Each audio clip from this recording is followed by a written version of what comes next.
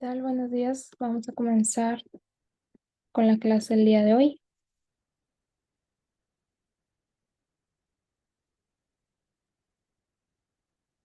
Les voy a estar compartiendo en pantalla el material para la clase del día de hoy. Me confirman cuando se vea, por favor.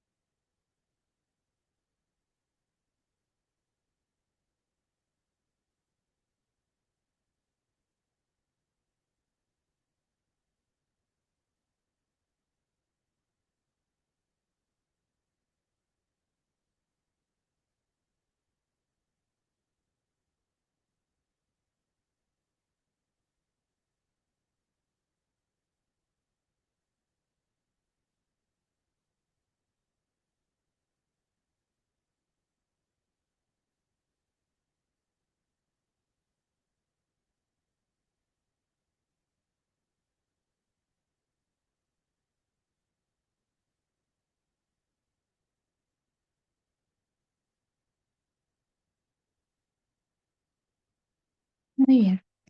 Nuestro objetivo principal de esta clase es que reforcemos los conocimientos que ya adquirimos de la materia mediante diversas actividades. Em, estos es importante ya que pueden obtener puntos extra. Este tema busca que ustedes revisen y fortalezcan su comprensión dentro de los conceptos clave del derecho a través de ejercicios adicionales, tareas, prácticas, etcétera. Es importante que tomemos en cuenta el tema y la importancia de un recurso efectivo. Vamos a comenzar con la definición. El derecho a un recurso efectivo es un principio fundamental de los derechos humanos que garantiza a las personas la posibilidad de acceder a mecanismos legales que puedan corregir violaciones de derechos humanos. El marco legal internacional tenemos el artículo 8 de la Declaración Universal de Derechos Humanos y el artículo 13 del Convenio Europeo de Derechos Humanos. ¿Por qué es importante? Es esencial para la protección de otros derechos humanos ya que te proporciona un medio para hacer valer esos derechos y obtener una reparación. El derecho a un recurso objetivo es un pilar en la arquitectura de los derechos humanos. Nos permite acudir a una instancia judicial o cuasi judicial para obtener la reparación cuando nuestros derechos han sido vulnerados.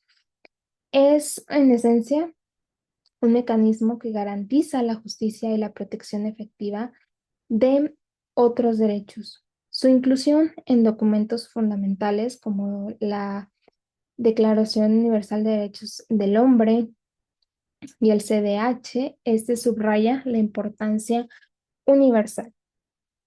Les voy a dejar un momento la diapositiva para continuar con los elementos del derecho a un recurso efectivo.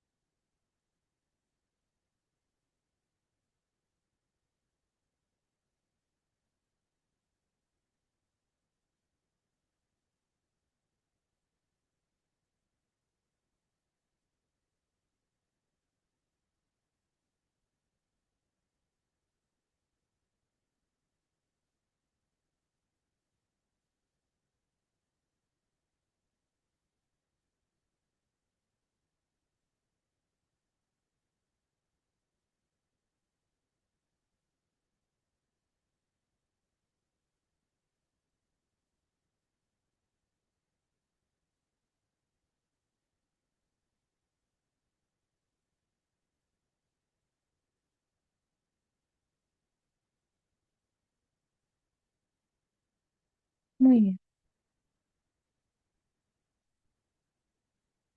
Esto es lo que comentábamos, que nos permite acudir a una instancia judicial o cuasi judicial para obtener reparación cuando nuestros derechos han sido vulnerados. Es en esencia un mecanismo que garantiza la justicia y la protección efectiva de otros derechos. Elementos del derecho a un recurso efectivo. Tenemos el acceso a la justicia, que es la capacidad de todas las personas para acceder a los tribunales y órganos que pueden impartir justicia. Tenemos también que es un remedio adecuado. El recurso debe ser capaz de rectificar la violación, proporcionando una reparación efectiva, y este debe ser en un plazo razonable. El proceso debe desarrollarse sin demoras indebidas, y también este debe ser independiente e imparcial. Los órganos que resuelven el recurso deben ser independientes, no deben de tener conflicto de intereses. En conclusión, el derecho a un recurso efectivo sea verdaderamente, para que sea verdaderamente significativo, debe cumplir con ciertos elementos clave. El acceso a la justicia va a implicar que todos, sin excepción, puedan presentar sus casos ante el tribunal.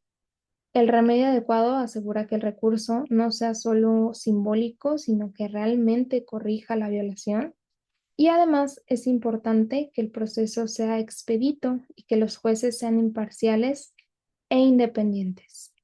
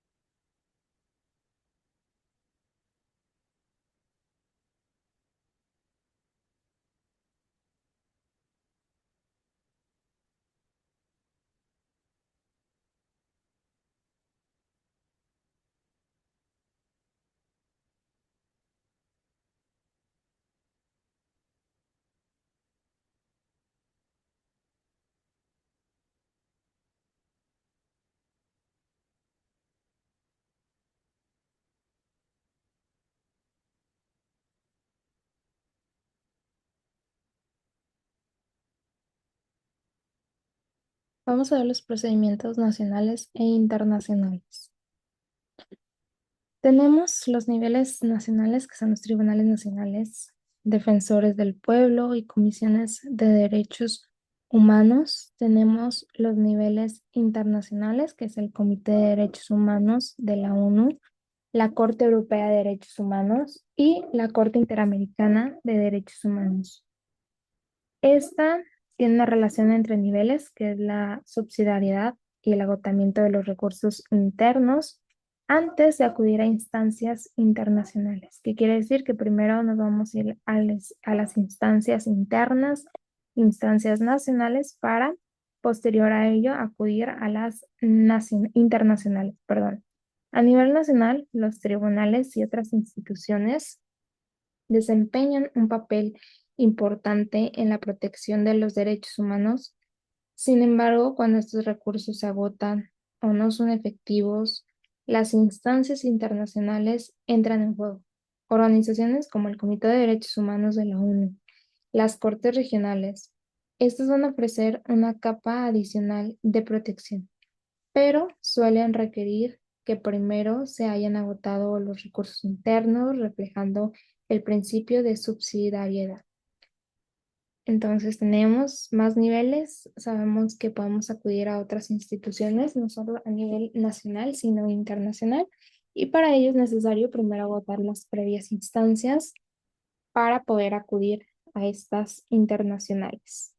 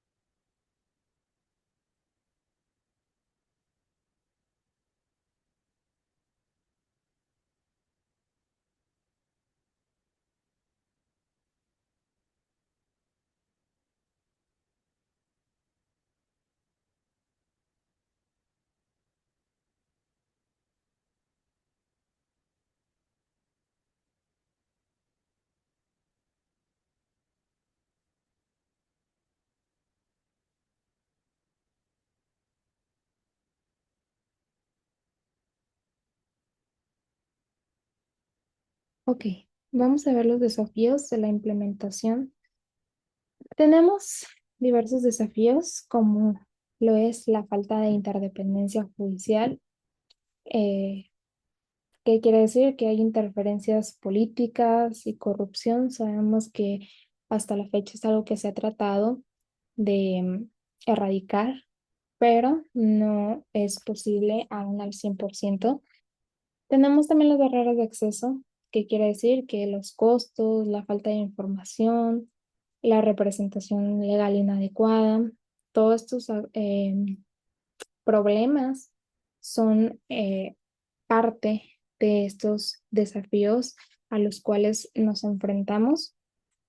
También tenemos retrasos procesales, que es la congestión judicial y plazos excesivamente largos, las limitaciones institucionales, que son los recursos insuficientes, la falta de capacitación.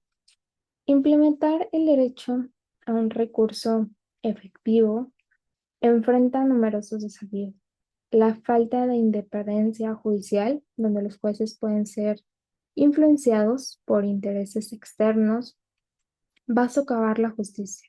Además, barreras como los altos costos de los procedimientos legales, la falta de información sobre los derechos, los recursos, la representación legal inadecuada, estos van a limitar el acceso a una justicia adecuada.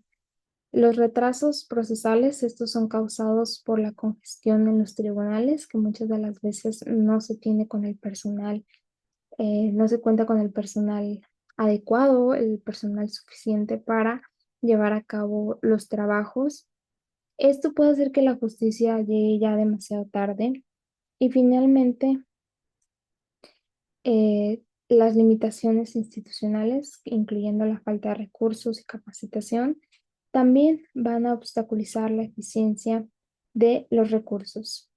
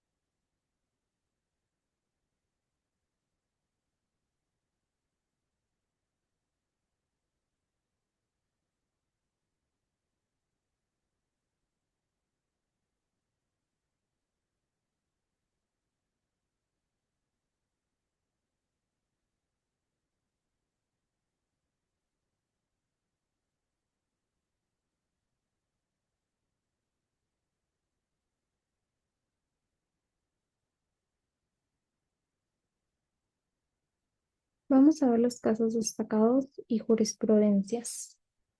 Tenemos el caso de López Law versus Honduras, en el cual la Corte Interamericana de Derechos Humanos señala la importancia de la independencia judicial.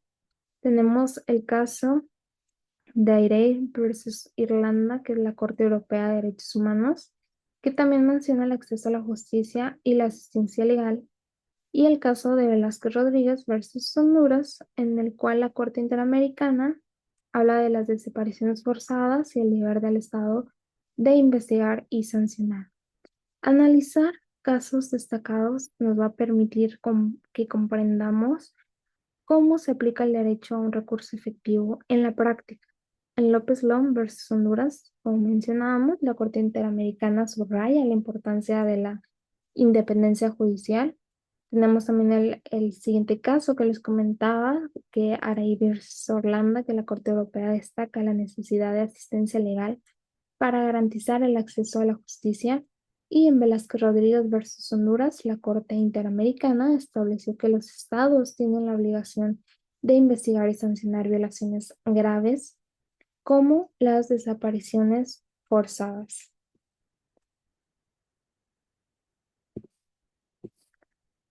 Vamos a ver los mecanismos de reparación.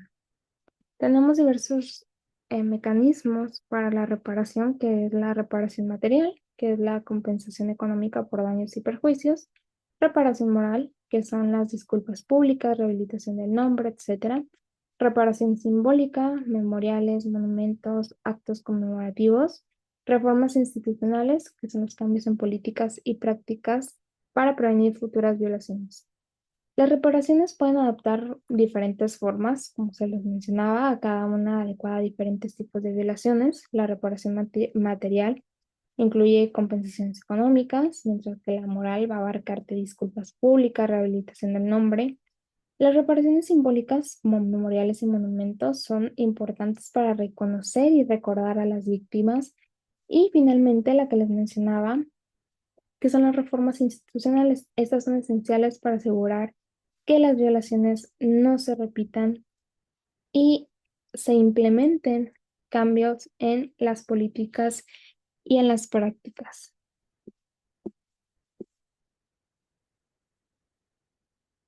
El papel de las organizaciones no gubernamentales y la sociedad civil.